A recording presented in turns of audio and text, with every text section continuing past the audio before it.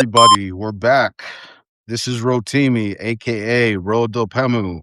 I'm here with Mysterium, a game that is kind of mysterious to me. I didn't do much research on this one, so we're just gonna go ahead and get at it. But here's the uh here's the front cover, the box, and it's a large game for 10 people plus, but or sorry, 2 to 7 people plus for ages 10 and up.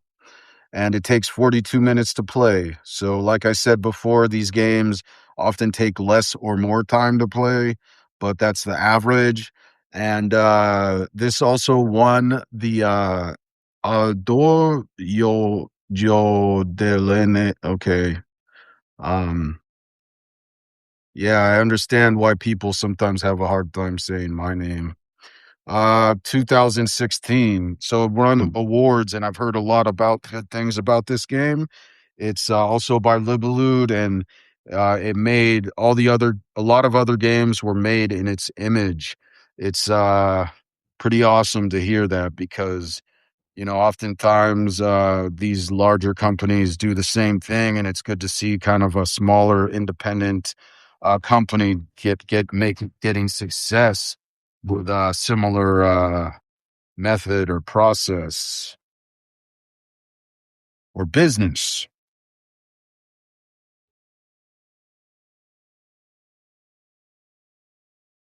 Sorry for all that crinkly crinkly pop pop pop. I hope the mic didn't mess up on any P's, but no P's in Mysterium. Yeah, this is really awesome art. Don't you like that? I like it. And it's very similar packaging to the other one of the other games I reviewed called Obscurio. It has the game rules, the game pieces, game tokens, a few other tidbits, and then here's the game board, I believe. So this looks like where you're holding the cards. Okay, so there's no game board. So Obscurio, the other game I had a game board that was like a maze that you have to get out of the library. This looks like more of a game with a card organizer. I'm not sure of any games that are like this. I haven't played them. If you do know any, you can place them in the comments. The game has the cards, which are here. Here's one of the cards. I forgot to do this before, but I'm going to go ahead and open this up, show you some of the cards.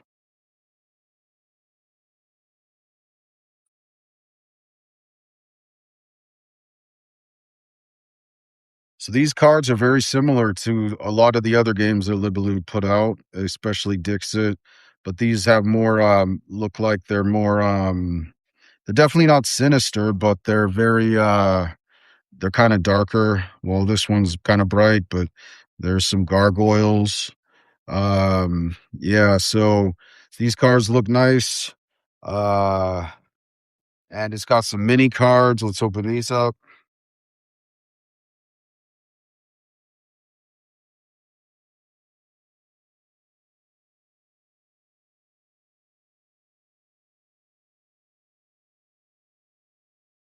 Oh, I already bent one of the cards.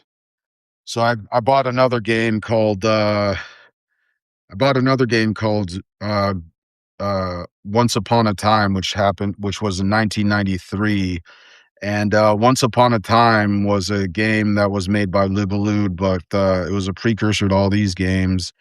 And here are the small cards. So let's say in a Once Upon a Time, you have all these cards. You have to make a story from them as you put them down, and then people have a chance to interrupt you and take the story to win the game.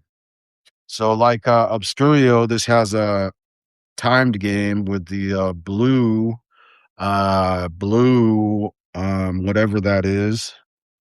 And we have some more cards. I'm gonna try to open these carefully so I don't bend the cards. It's always good to keep your cards in good condition. You never know how long you'll have one of these.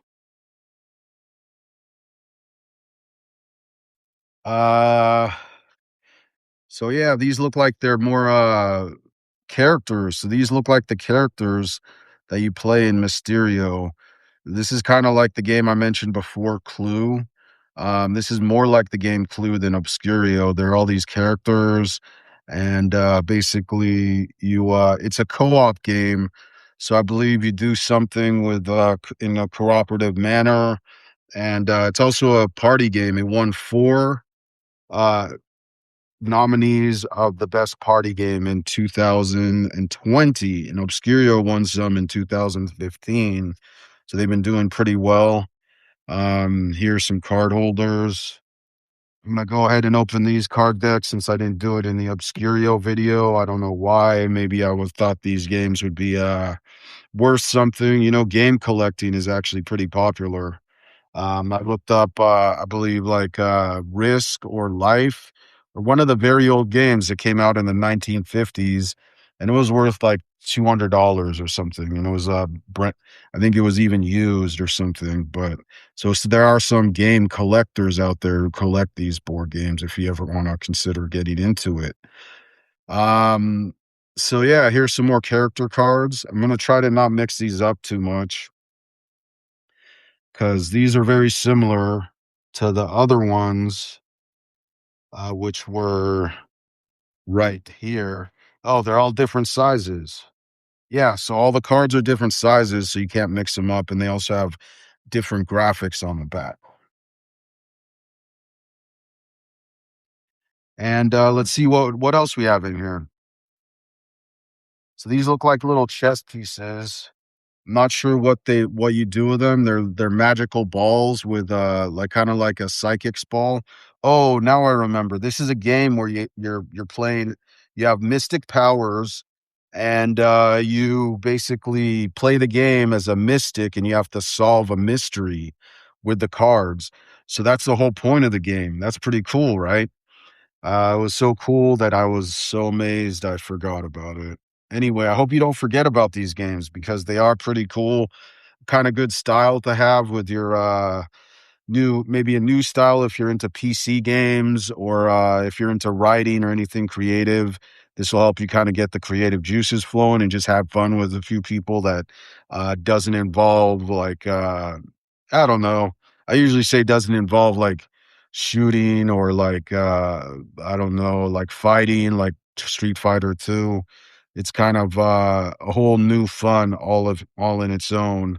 And that's what Adapt This is. I wanna make it so it's a fun game. People can gain their confidence kinda in the same way you might in, like, Street Fighter or Tekken, and compete in that way, but with these types of imagination developing cards and, vivid imagery too. There's gonna be a DALL-E plugin that you can, generate images for your short stories, graphic novels, poems, and jokes. So that's about it with Mysterium. I'm glad I was able to show this to you today. I hope you do subscribe to the channel for more information about Adapt This and more stuff, cool stuff we have coming up. And you can connect with me on the website of Adapt This at www.adaptthis.com or check out my podcast that's currently in its final run called unmotive.com. Sorry, Unmotive Show at unmotive.com.